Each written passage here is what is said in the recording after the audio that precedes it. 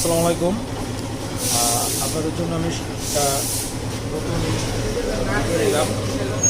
এটা হচ্ছে আপনার ইয়ামাহা MT-15-এর আপনার ফুয়েল পাম্প। এটা আপনারা দেখতে পাচ্ছেন এবং এটা কিন্তু আসলে জং ধরছে।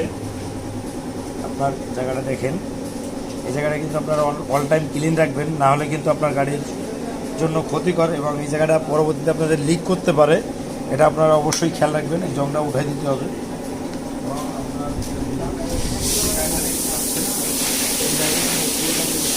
এটা কিন্তু সমস্যা এবং এটা আপনার চেঞ্জ করে দিব।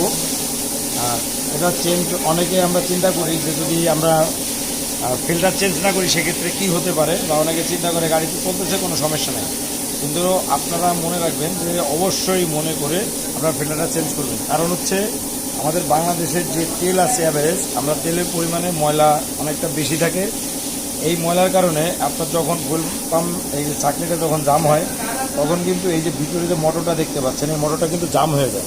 মোটরটা জাম হওয়ার কারণে আপনার আস্তে আস্তে কিন্তু মোটরটা দুর্বল হয়ে থাকে। তখন এক সময় যে মোটরটা আপনার ছেড়ে দেয়, কিছু সময় গাড়ি চলার পরে মোটরটা কিন্তু আর লোড নিতে পারে না, মানে ও যে স্পিডে চলবে ওটা চলতে পারে না। তখন যে আপনার গাড়িতে ডিস্টার্ব শুরু করে, গাড়ির স্টার্ট ঠিক মতো নেয় না এবং বন্ধ হয়ে যায় এবং আস্তে আস্তে আপনার সমস্যাটা বেশি ফিল করেন। এবং অনেকে আছে যে শেষ পর্যায়ে এসে এই ফিল্টারটা চেঞ্জ করে, তখন গাড়িটা চলে না।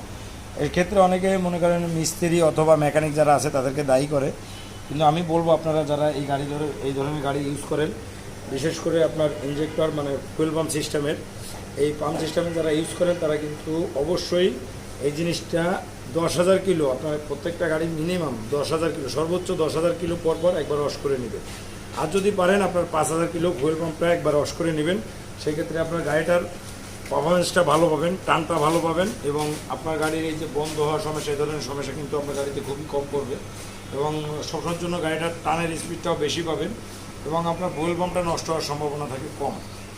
অবশ্যই ভিউয়ার্স, আপনারা এই টিপসটা কাজে লাগাবেন এবং আশা করি আপনাদের গাড়ির পারফরমেন্সটা ভালো পাবেন। সবাই ভালো থাকবেন, সুস্থ থাকবেন। আল্লাহ হাফেজ।